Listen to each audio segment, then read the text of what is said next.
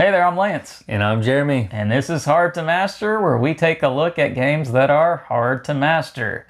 And in this video, we are going to be taking a look at Lost Ruins of Arnak from CGE.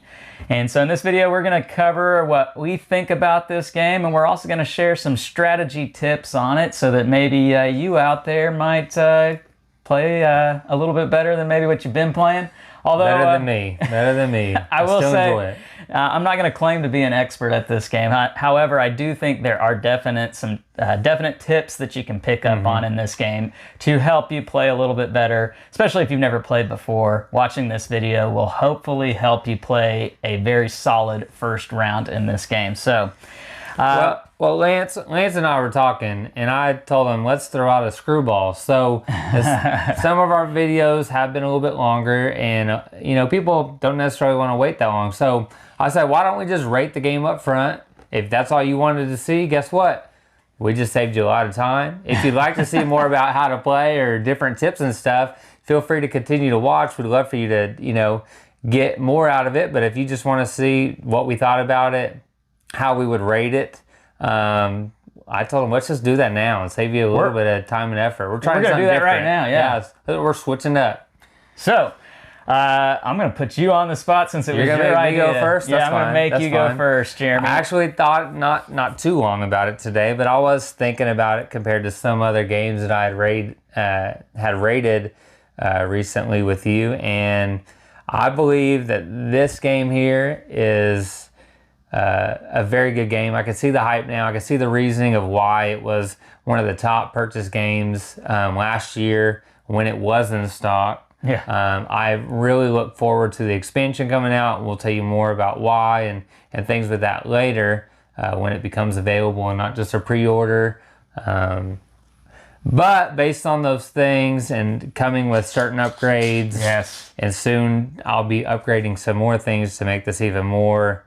I would have to rate Lost Ruins of Arnak to be probably around, I'd say about an 8.4. and I will say this, I believe the expansion will raise that a little bit for me. Okay. And mind you, I've played a 2-player game, a 3-player game, and a 4-player game, and I have not won, but I still enjoy every session. I see, based on cards when they come out, which exploration tiles and monsters come out, that I can't really control per se, but yeah, I see things that I can do better. Okay. Not that I'm doing horribly. I mean, I lose by a couple points. It's still, and and at times we still think I'm going to win, and I don't, which I'm not shocked at in this one. There's a lot that if you don't pull a Jeep, you'll lose the game. That's it can what swing happened, just off of the smallest detail in this game. If you go heavy ships, not thinking about the icons. I'm not a big Jeep fan, being worked in the car business before, so it kind of bit me in the butt. He's gonna blame it on that. It was a Jeep. He played well, but we know it's a Jeep. All right, well, I am right in the same ballpark as you, Jeremy. You were 8.4. You've only played twice. I've 2 and 4. So. Yeah. And I've played at 4-player count. I've played at 2-player count. I am going to give this game an 8.5. So I am just a shade. And I teetered that. And would your score go up knowing what I've told you about the expansion? Do you think it's going to go up? I think it definitely will. And that's and maybe this isn't fair to the game for me to say what I'm about to say. I want to leave some wiggle room for it to increase based off of how the expansion does for it. So some people might hear me say scoring? Yeah. Some people might hear me say that and be like, well, that's not fair. And I agree, it's not fair. But it's my way of saying I want to see just how great this game can be with an expansion. It is a fantastic game already. Yeah. And it's one that 8.5 in my opinion is I mean, that's just a shade below perfect. it's a big shade. It's a 1.5 below perfect, but it's still a solid, fantastic game. Every time I play this game, I see my avenues for getting better. I have an excitement for wanting to try it out again and put those new game plans into action. As I'm playing the game, I'm already kind of thinking, well, here's what I'm going to do differently the next time I play. And to me, that increases the replayability, not in the sense of, is it a new game every time I play, but in the sense of, I immediately want to get this back to the table again. That energy to want to take a game off the shelf and set it up, that to me is such an important factor, and this game has that. It has it in spades. So 8.5 for me, just getting the scores out there right in the beginning. Now let's get into why we feel the way we feel about this game, and then we're going to share some tips and tricks on this one. So I'm going to move the box out of the way. Before we get into too much, everybody knows this game has been compared to Dune Imperium, being that it came out around the same time. In the future, who knows? There may be a comparison video for you. Personally, though, I've seen the game. I have not played Dune Imperium. But as far as the style of the game, being that I have another Dune game, and that one I think looks better. This just has art stuff. I just think the theme and the art style and components and stuff. Yes, you could get the deluxe Dune Imperium, and it makes a few things look better, but you just shelled out quite a bit more, and that's if you can get it. Yeah. And like I said, I think artwork, the theming, certain components that Czech Games Edition had upgraded. I wish, because these if you haven't noticed, these are Charterstone coins, because those are not standard in the game. Done. And I actually really like these. It looks like they have a cloud on it, just like Charterstone would, and it makes me think of the Netflix movie Red Notice. Whenever they have the German aspect of hiding all the treasure and everything. So I've not seen that yet. I don't know.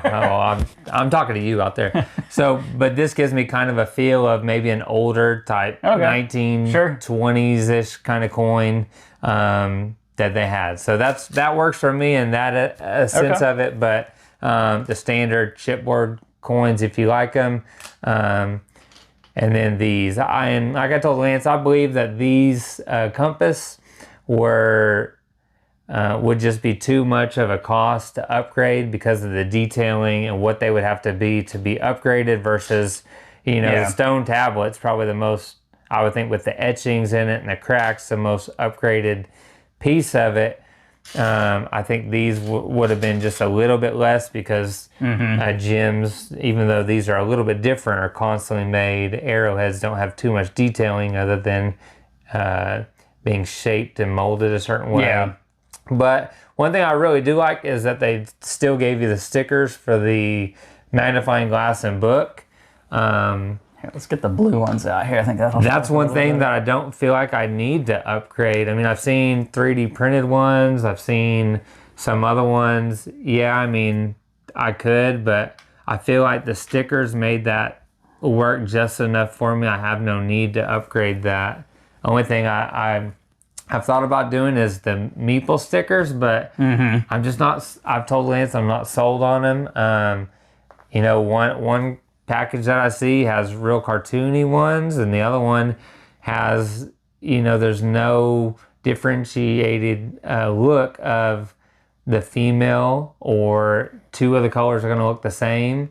So I'm probably going to go with the meeple source ones. I'm talking to them right now to see if I can get a package with the compass and no coins, but and you mentioned, Jeremy, that there are some upgraded components out there. Etsy has a bunch. I mean, you can get these kind of components. You can get molded and painted. Another thing I've thought about that's pretty nice is covers the artwork, but they have a 3D temple that you can. Right here. Yeah, it's just rectangular. It can either be in gold or this cream color, and then it holds those tiles so that that's pretty cool, though. And so I've thought about that, but that's more of an. I think this is the least urgent. I would rather have upgraded meeples and definitely compass first. Again, that's if you upgrade games. I upgrade games I like.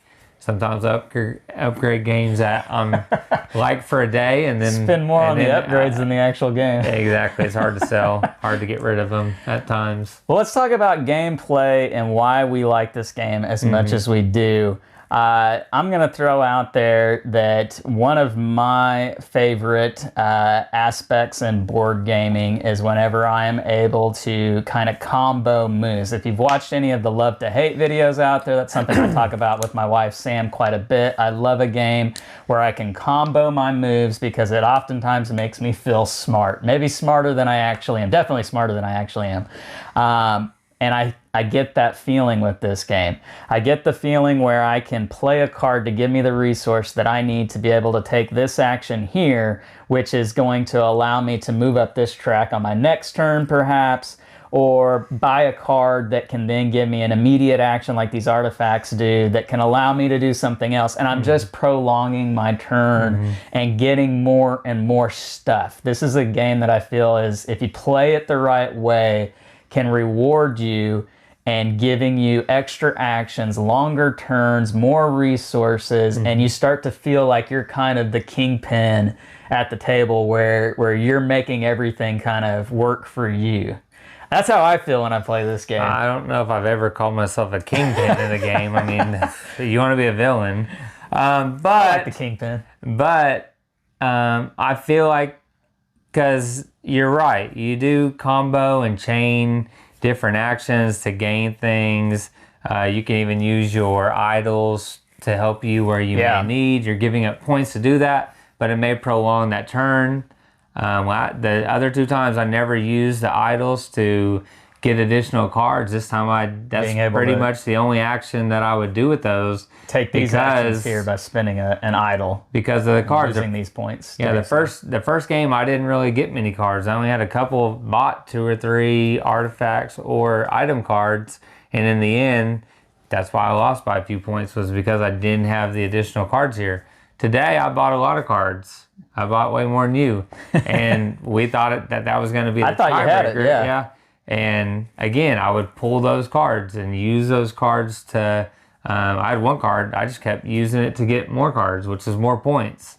And so comboing those actions, but also it's a big part of resource management, because even at the end, you couldn't do the action you wanted to do because as you thought through it, you were one tablet short. One tablet, but then after I found a workaround, then I realized, well, now I'm 1 coin short. So and that's how it is. And I'll tell you, we've played both sides of the board. This side is easier because if you play the other side, yes, your magnifying glass is going to move up and you'll find that second assistant maybe a little bit easier. But you're not getting compasses. You're not getting these compasses. You're getting fear. You're getting other things, and it's just not as easy. So when we played that 4-player, it was much harder for me to get compass because I didn't buy the cards to do it because I was used to getting it over there. So it was less exploration for me. When you play this side, just know you're going to have more compass, which allows you to either buy more artifacts easier or to explore a level 1 or level 2 tile. Yeah. So it just kind of depends that way. So resource management is big. Chaining actions. For me, one thing is, and especially at the beginning of the game until you get to around 4 or 5, and this game, I'm really glad that I didn't have a turn where it was taking me a long time. But come on now. Usually I have one. Lance had a couple. Usually you had a couple today. Here. That was a long 2-player. The last two-player games it's been about like a 4-player game. So, but turns are usually pretty quick, especially at the beginning of the game when you have 2 fear cards and you have your starting cards, which are made up of 2 funding cards, which give you a free action of a coin, and you can use your free action before or after your main action, but you must do a main action. And then you have 2 exploration, which allow you to gain compasses. And if you'll notice, they have different icons, which will later, as you collect these things and you can go places, allow you to go to different places. You'll notice on this side, there's only jeeps and ships. On the other side, there are places that require you to have an airplane. It's essentially a hierarchy of travel. So Airplane. an airplane will allow you as a wild to go represent any one of those icons, whereas a Jeep and a ship are on the same level of a hierarchy, and then your boots are on the bottom. So any of those above can represent the bottom icon, whereas a Jeep and a ship cannot represent each other because they're at the same level. Yeah. An airplane could be any of the three others, or it can be an airplane itself. You can also hire an airplane if you need to, a pilot. Don't forget that rule. I forget it every time.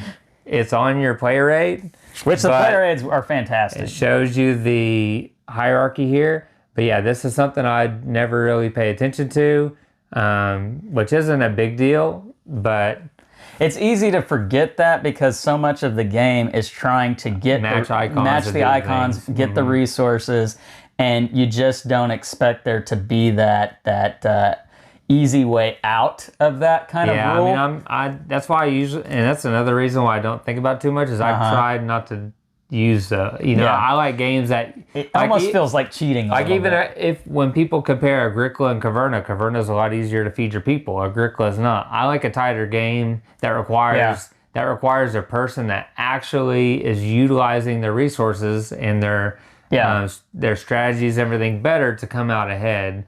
That's not to say that I don't like a Caverna or like this mechanism and would use it. It's just I personally prefer the one that is tighter and you don't have that out. I'm glad you brought that up because going back to the different sides of the board here, folks, and this, to me, the primary mechanism with this game is resource management. It is worker placement and getting those resources, but it's deck building. That's the thing. I was going to say, for me, the deck building is the lightest part with this game. But I want to come back to that here in a second. The different sides of the board, you brought up Agricola and Caverna. For me, you get kind of both of those experiences with this because this side of the board is much more an easier go of it. It's more like Caverna, whereas the back side of the board, it is tighter. You have to be more on top of your resources or you're not going to do well. And that's more like Agricola because it's a lot more difficult to meet the requirements to move up this track or get to the places you want to go.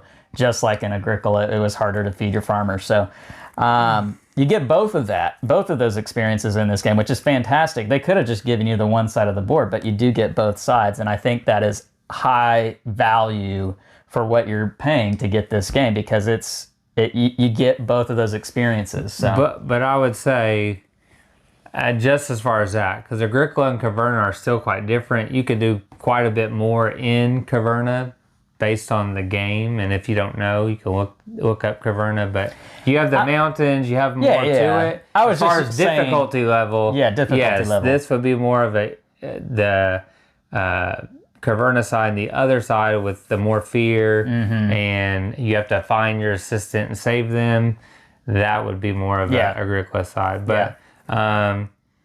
But yeah, turns are very fast, especially at the beginning. Lance couldn't believe, how fast we were going. We got through the first 3 rounds in about, 20 minutes. It felt like. It was longer than that, but it was pretty quick. I mean, there's not much you could do at that point because you have these base cards. You've gained a few cards, and you have to get the resources to go and explore these places. And if the right cards don't come up, then you've got it prolongs a little bit. But another good mechanism is at the beginning of the game, you're going to have one artifact, and you're going to have 1, 2, 3, 4, 5 item cards. But then every round, the round tracker moves. You're going to get rid of what's on the board and didn't get purchased or collected right next to the staff here. And then the next round, so if this goes away, let's set and these would all be items. Yeah, let's set it up. Let's get some items out here. So if this was here and that's the beginning of the game, then at the end of the round, if nobody bought these because you refresh them, that's going to go to this discard. This is going to go to this discard pile. This moves down. Well, now we have 2 artifacts and no new items. Yeah. So as you go, your ability to gain items gets a little slim. And towards the end, you're going to have maybe a 4-point or a 4-coin card that nobody really wants because you're not going to see it in the last round. You're just trying to get it for the point. Yeah. Whereas in the beginning you got more items that are going to be used. Your artifacts are good because they let you use them immediately. Immediate benefit. But then later when they come up, if you don't use them for an airplane and you decide to use it for the action, you have to pay a tablet. Yeah. And at times you may not have that tablet, and so managing those resources to gain that tablet to do that at times is tricky. But I like how it changes. I love that aspect. I feel like that there is a lot of design put into this aspect right here, and that's why I say I think it is more. I mean, and other reviews I believe have stated this. It's more deck building than worker placement. Yes, I'm placing workers, but I only have 2, and so it's not like I'm placing. Those 2 are so important. It is, but it's not like I'm placing 4. I can still have a 10 action turn with 2 workers if I'm using. If I say there's a bunch of 1 coin cards and I have 6 coins, well, there's 6 actions right there if I wanted to. Now, the odds are they're probably not out there, but if I had another card that allowed me to buy a card, then that's an action just by playing the 1 card and I didn't have to use a worker. I think for me, the reason why I feel is that it's not as much deck building is because you start off with so few cards. You only have 6 cards. And 2 are fear. And 2 are fear, and you have 5 of those 6 in your hand. And in the games I've played, I've bought at most 5 cards, I want to say. And so it's not like your typical deck building game. You do get fear. You get fear, and you have to deplete the fear. Otherwise, you're not getting. So it's a deck. There's some deck shredding to this as well. I feel like the biggest portion of this game is trying to move up this track and be the first to do so. It's a bit of a track game, a race game, and for me, it's the resources that do that for you getting up here, and you get the biggest chunk of your resources from the exploration, which I understand you can't do any of that without dabbling or heavily getting into the deck building part of the game, because you do need to increase your actions as you're going, and these artifacts are going to help you do that. The items are going to give you, hopefully they give you extra actions as you're playing them, and you're not having to use them too much for your movement. But I don't know. For me, I feel like you can definitely play this game as being more of a worker placement, resource management kind of thing. I'm at a place where I think they're almost all pretty even. I think it's a race game, but you can be the first one up here and still not win. That is true. It's not only that. Absolutely. I was the first one up here, and we tied on points here. Yeah. And I was getting my points from cards, whereas you got one of these tiles because there was no way for me to do that. So, and if you don't have the right cards come out, then you can't go to the monster you have there that you have everything for. I agree with that. I feel like, I know I just said that deck building might be a little bit more than worker placement, but you did hint on what I said in the first game I played. I had 3 cards max, kind of like you did this time. You had about, I think, 4 or so. Yeah. And so you didn't have a whole bunch of extra cards. When I say I don't feel like it's deck building. It is deck building. It definitely is. It's a very, very important part, but it's a smaller important part. See, I almost feel like they're almost all 3 equal. I feel okay. This may have an edge, but not a huge edge, because like I said, I had a game where I had probably almost 10 cards. Jeremiah's had a whole bunch of cards. You get a lot of fear, and if you don't exile those cards, you have a bunch of negative points. So you do have to build the deck, use them for what you can, but then you also have to thin them out. Yeah. Same like you only have 2 workers. So I feel like it's almost that they're almost all kind of even mechanics, because you have 2 workers, and you could get a card that allows you to move somewhere else. So you could have a 3rd action with them possibly. Yeah. Or let you use another building that was there. And like I said, you could have a lot of cards here, but you might not have any. You could go you don't technically have to get up here if you're getting a lot of points here because other people are putting monsters out there and you're cleaning them out. Your largest chunk of points is going to be coming in-game, getting to this part and hopefully even getting some of these tiles up here, but you can't get any of these tiles if you don't get here. So we could spend probably you just have to balance it 2 hours talking about this. You have to balance it all. And I think the thing I want you guys at home to get from our discussion on this particular topic is that if you're somebody who absolutely loves deck building, then you're probably going to like this. And I'm not a deck builder, but I like the deck building aspect of it. Yeah, because it can lean itself either way, depending on the strategy you want to play with. If you want to go heavy cards, then you can do that. And this can be a deck builder, deck shredder for you that allows you to do some of the worker placement stuff. And if you want to see it the other way around, you totally can. And that's how I view this game. It is a worker placement that uses deck building to help you do the worker placement more. Kind of is how I would put it. And move up a track. So out of those three mechanics, deck building, worker placement, and then track progression. Yep. I guess we got to do fourth too, resource management. But these games usually, I mean, all of them will usually have resource management involved. So just out of track progression, worker placement, and deck building, out of those three mechanics, out of all games, which one of those mechanics is your favorite? If you had to pick between one of those three, mine would be worker placement. I love worker placement games. I think for me it's track progression, and it's a visual thing. I can see what the requirement is, and I can plan that out. And this is something I'll talk about in the tips here in just a second. Is I can see what's required of me to continue on down that track, and I can put a plan in action a couple of turns ahead to help me have this when I'm only down here or maybe even further down. I really enjoy the visual seeing something ahead kind of aspect. Let's see, worker placement. For me, I love worker placement games. Yeah. I mean, it's just something about it. Yeah. I get that. And I like ones where you get blocked out. So and you do get blocked out in this game. And that's fine. I like, when I'm playing worker placement, I do not mind at all to be in a tight game and getting there first or having to choose. In this game, first player automatically switches, and a lot of them you have to get it. That's true. So, and I do enjoy that it does switch. For me, deck building is my least favorite of those three mechanics. I'm not a huge deck builder. A lot of deck building games are not kind of my thing.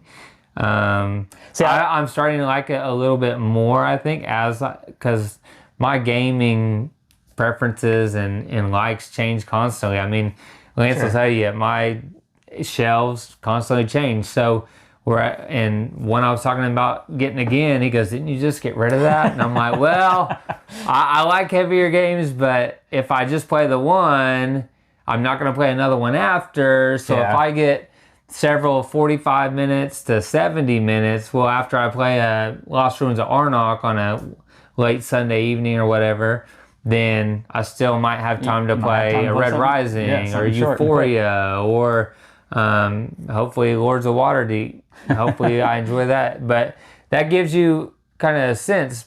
Deck building is not really my thing. I'm starting to like more of it. Drafting is not a huge deal that I really like either, but I like it in this game. So if you're not a deck builder, I think you'll still like this because I'm not a deck builder. Absolutely agree with that. To me, it's kind of like the deck building that you would see in the Loop if you played the Loop. You don't get a whole bunch of extra cards, but weeding through them, and if you get a blue card, you can get rid of a few. The cards you do choose to get are vitally important. And that's kind of how this is. You're not buying... I mean, you can, and if you get a bunch of coins, like I had one round where I had like all funding cards and my item cards gave me money. So it's like, well, I can't really move up on the track anymore. I can't, I mean, I don't have compasses to go here. So we're just going to buy about 3 or 4 cards and see how many points I can get off that and hope I'm close. But I think if any one of these mechanics is strong for you and you don't really like the other, I think you can still enjoy this game quite a bit. Absolutely. I think that, like I said, I think they're all very close to being utilized about the same amount, so that if one's not your thing, the other two might really shine. Like, I like going up a track. I mean, I like worker placement. And this is probably my least favorite mechanic of the three if we were to single it out to three mechanics. But it's still enough to enjoy the game. Yeah. Maybe that's why I'm losing. I don't know. But I tried the card strategy and lost by 2 points. So... Well, let's get into maybe some things that, and I don't want to spend too much time on this because we give it such high remarks. What are some things that maybe you're not too keen on with it that don't give it a higher score? And for me, one thing I'll throw out there real quick is that and I've said this before about worker placement games. You do only have 2 workers, and it is a tight area over here. And I feel like the potential to play it wrong is very high. And if you don't use your workers very wisely, you will be out of a round pretty quickly. You won't be able to be efficient with your turn, and it's gonna cause you to not do well on later turns. And I don't want to say you can be out of the game really quick, but if you're not a strong player, and you're playing with people that are strong players, your odds of doing well in this game, I don't think, are very high.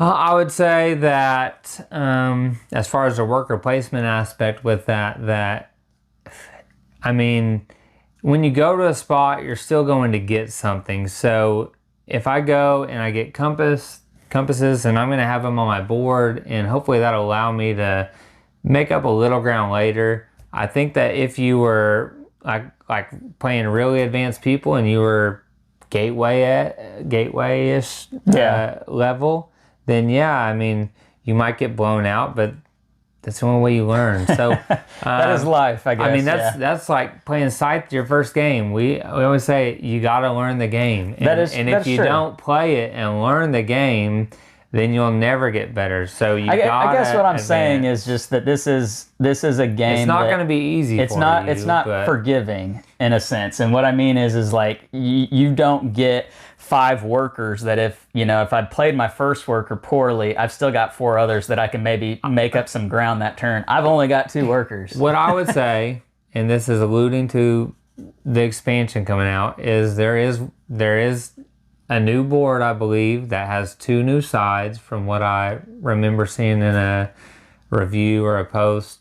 So you got 2 additional boards. That's going to change it up. But in addition to that, you have variable player powers. And that's pretty cool. One of those characters allows you to have a captain, which is a 3rd worker. So if I had somebody that was new like that, I would probably, even though the other ones may have a good ability that you can use, you may, if they're new, you may give them that. Having a 3rd worker would be so big. You may give that to them just so that if they do make that mistake, then they have a place to go. I mean, that's just something you could do. I don't, know all the new variable player powers, but I'm 99% sure that there's one with the captain that allows you to have a 3rd worker, and there's other things. So, what about for you, Bar? Are there any things in this game that I don't know, doesn't work well for you, or a reason why you might not rate it as high as you do? One thing that I find can be a pain at times is when you're getting an assistant, you can only get one of the ones that's being seen. So the market for that's pretty small, yeah.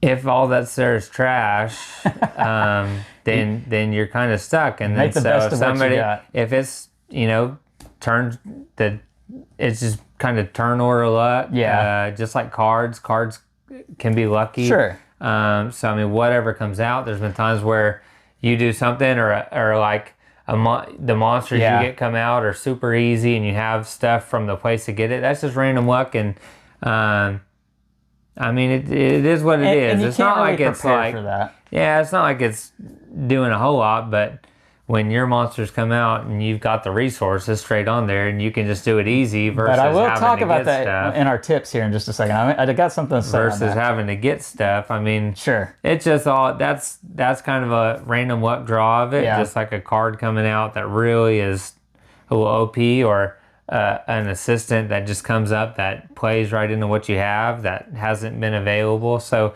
those things happen. I mean, they're gonna happen in a lot of games, in most games. So it's not that it's a complaint or thing I think is bad about the game. It's just you got to know that's there. And Yeah. like I said, I've not won a game. I see little things like this, and I just shrug it off, and I'm ready to play it again. So we played it 3 times in about a week and a half, and so that's pretty good. I think there definitely is a small luck factor with the reasons you just named, but everything else and how you play your turns, the strategy required, I think, negates any issues you might. Well, I shouldn't say negate, but it definitely minimizes the luck factor that, you can't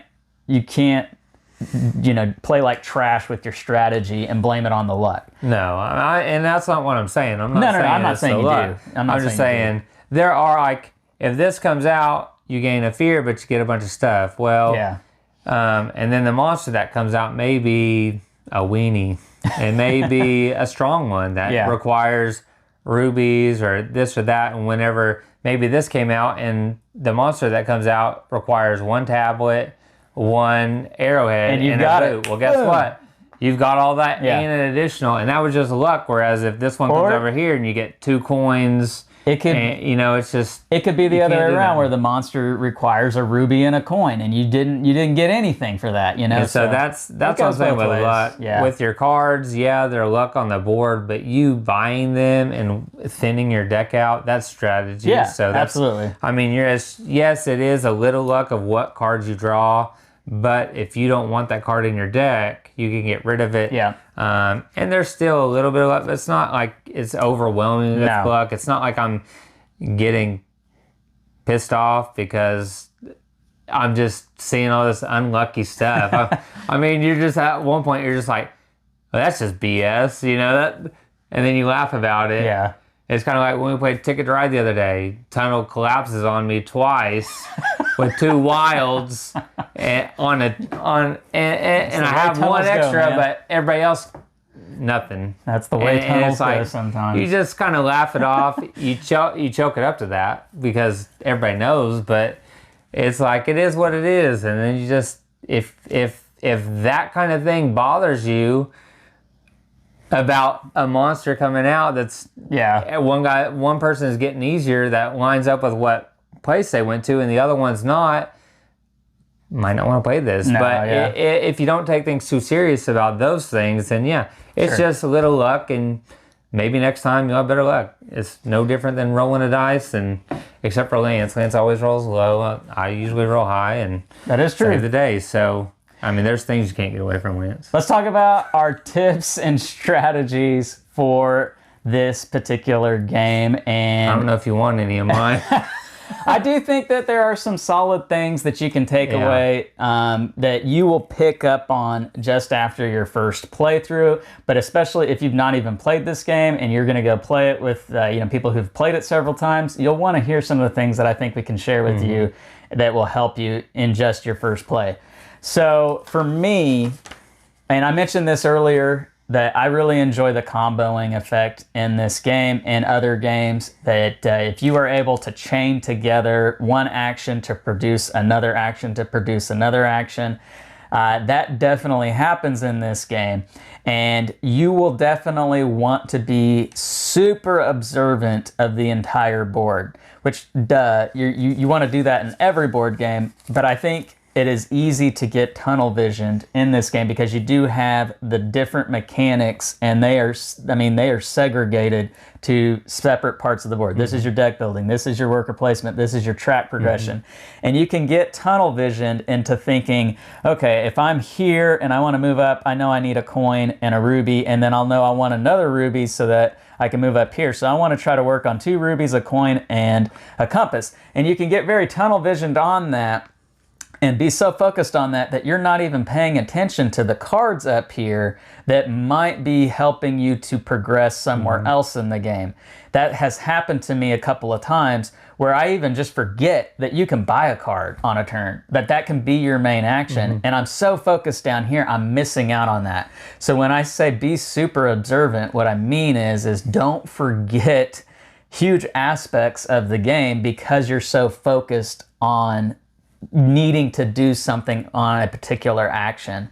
So that would be my first tip for you out there, is to be aware of everything that you could do on a possible turn.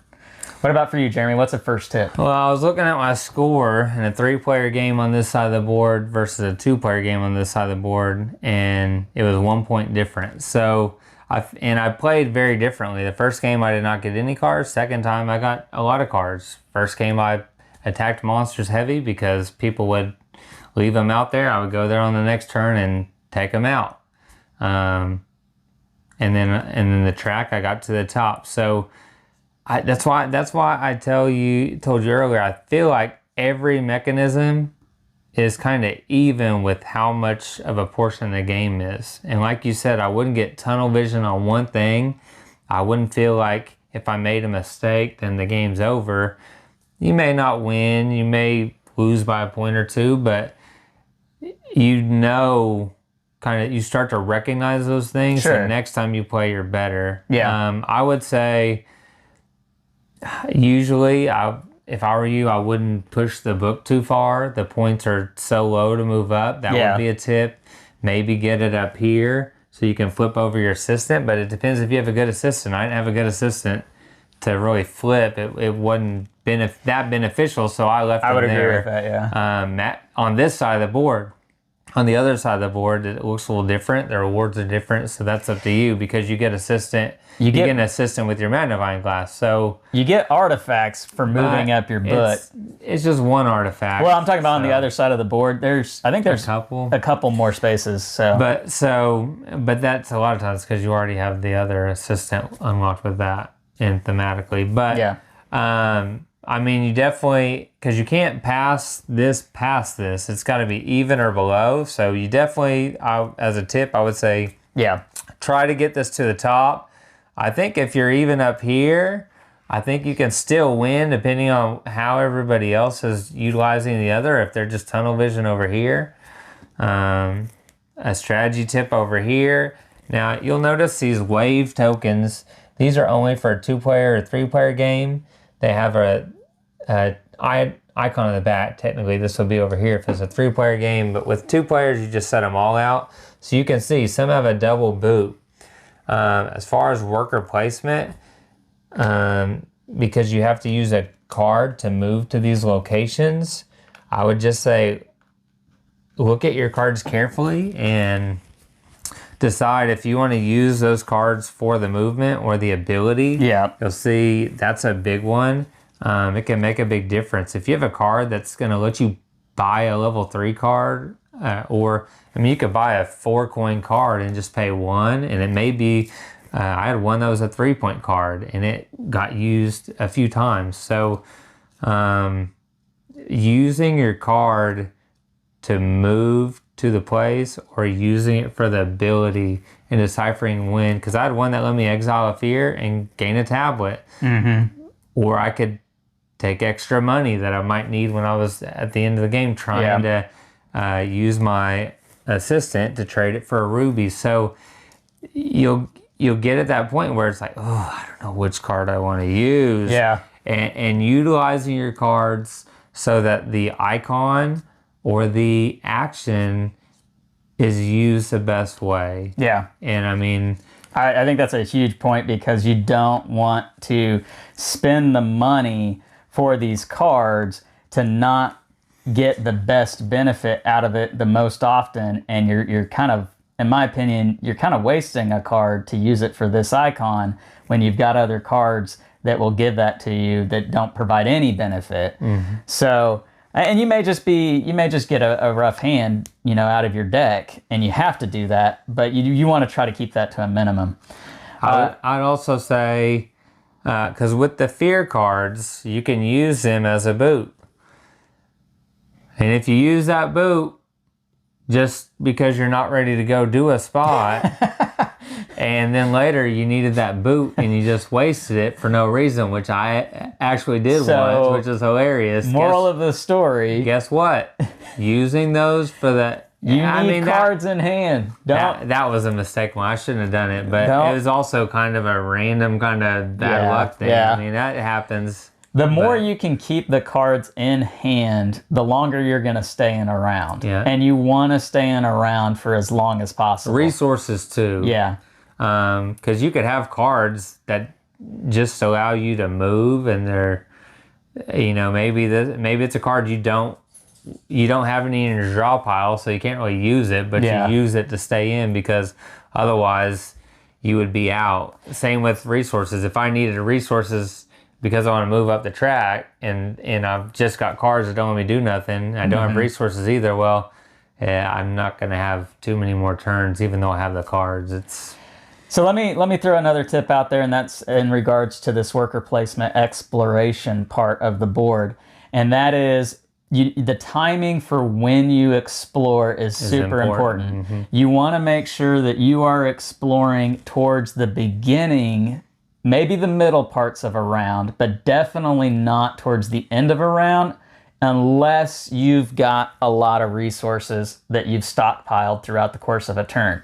Let me explain what I mean. So first of all, you're going to have a worker. You can't explore if you've already burnt through both of your workers. So that is another aspect. You want to make sure you're using these guys important. And so if I plan to come here, I know I'm going to have to spend 6 compasses plus 2 jeeps. That's a lot of resources just to come here. Yeah, I get 6 points from taking these idols, and those idols are going to allow me to burn through them at the cost of losing some points, just so I can take these smaller actions, which those smaller actions can be very important later on in a game. But you do still get the 3 points. You do still get the 3 points. You just lose bonus points. You lose these bonus points up here. But if you're going to come here and you're going to spend 6 compasses and 2 jeeps, you better have what you need to take out that monster. And hopefully you're not just relying upon whatever comes out here on this board.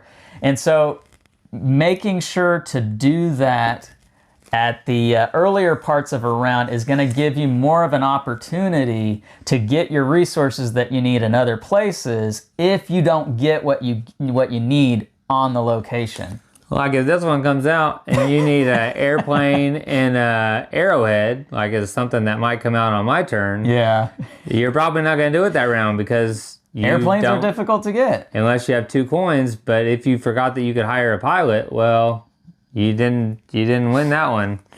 That's a tough one. Maybe you need 4 coins. That's not going to be easy. So I mean, if you come early, then you probably still have an extra card here, so this one may be doable. Yeah. But some of them, if you don't, like say you need 2 boots. Yeah. Essentially, you're going to need a card with 2 icons like this, or you're going to need 2 different cards. And if you've played through your cards, you're going to be in trouble. And you have to go there. That's one turn, and then another turn is to actually take out the monster. And if you don't, at the end of the round, you're going to be taking a fear card. Which leads me to another tip real quick, and that is on these fear cards. It's don't be afraid to take these fear cards earlier in the game.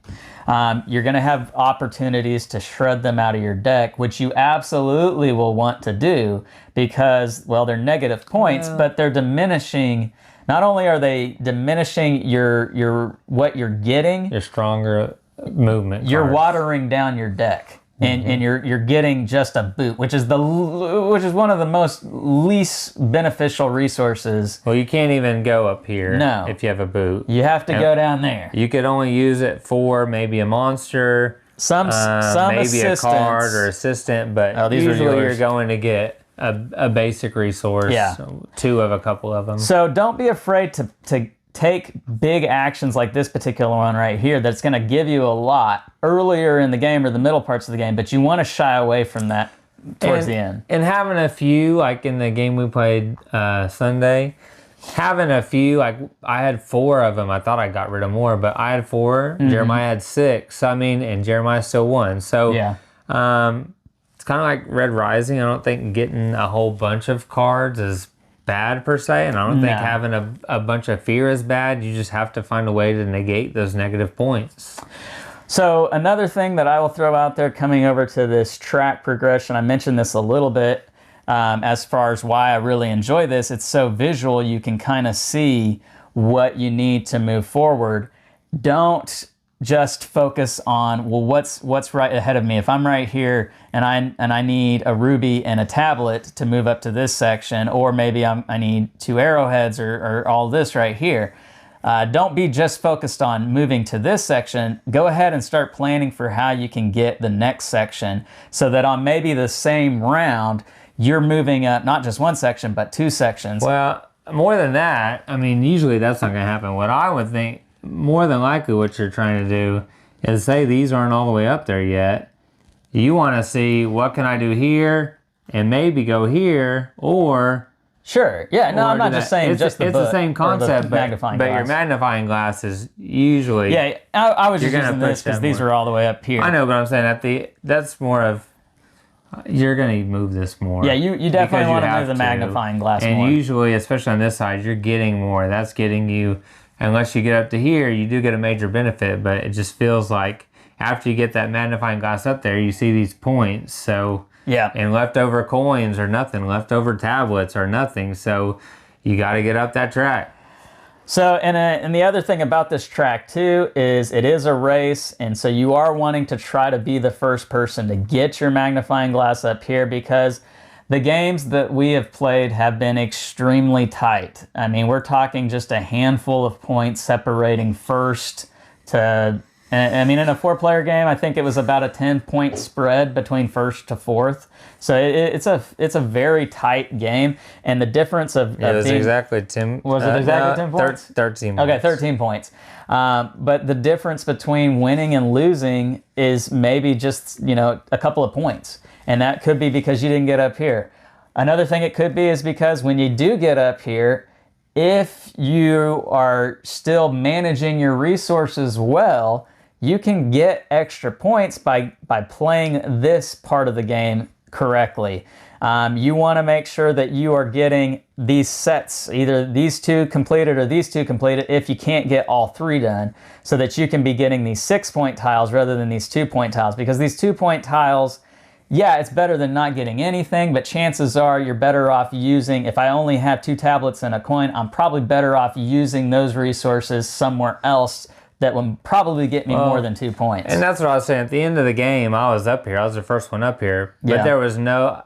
When you draw all money cards or buying item cards, which are basically money cards, you're not going to be able to do this. You won't do that. I could get 2 points, or I could just keep using coins to get 2-point cards. I mean, so yes, you want to utilize this. Yes, I've done it in games where I'm up here, but if you don't have the resources, you can't. And you use a lot of resources to get up to the top and to get that book to help you get assistance. So at that point, if you have the resources from tiles or from cards that you play, like maybe an exploration tile to get you the compass and stuff, you may have this one and this one. Well, guess what? That's just not... That's 2... You could get 2 and 2, but... Which is why if you can work it out, it would be better to sacrifice one set of those resources if you can work out a way to try and get that ruby in the middle. In the middle, because you have a worker. Yeah, if you get it. Yeah, if you have a worker left. Yeah. So those are just some tips out there, guys. I'm sure if we had longer time, we could probably come up with several more. We spent way too much time. This is getting to be a longer video. That's why we gave you the rating up front. Yeah, that's true. If you're still with us, we highly appreciate it. But guess what? We gave you... We did you a solid by giving you that rating up front. And which we will probably do more, because that's a pretty good idea. Why make people wait? Let us know down in the comments if you really appreciate us giving you our rating up front. And saving, well, if you're watching this, we didn't really save any time. But in the future, maybe, or... If you just wanted to know our thoughts on this game and our rating, and you got that at the beginning, and you're probably not even hearing me say this, then you're welcome. But if you really wanted all of the tips and tricks and strategy and all of that too, then thank you for sticking around. I think it's more of a heads up if it's your first game. Yeah. Most people that have played it probably like, those guys suck. I hope not. Their scores, the tips are given suck. This is how you really play the game. And you know what? If you do have better tips than what we have, which I'm sure there are out there, please give them to us. Put them in the comments down below. Share them with everybody. Don't just keep them to yourself. Like I said, there's several other things on my mind that I could say about this game, but maybe I'll save that for another video at some point down the road. There you have it. That is Arnak is what I call it. What is the full name? Lost Ruins of Arnak. Yeah. I always forget the first part of it. I want to call it the something Lost Temples of Arnak or something. Uncharted Meeples. There you go. Indiana Jones. So guys, let us know what you think about this game. If you've played it, if you got tips, leave it down below. We do appreciate that. Let us know what you think. Please give this video a like if you enjoyed it. Make sure to click that subscribe button and hit the bell so you can be notified of all our new content. I'm Lance. And I'm Jeremy. And this is Hard to Master, where we take a look at games that are hard to master. Yeah, a little bit. We'll catch you next time. See ya.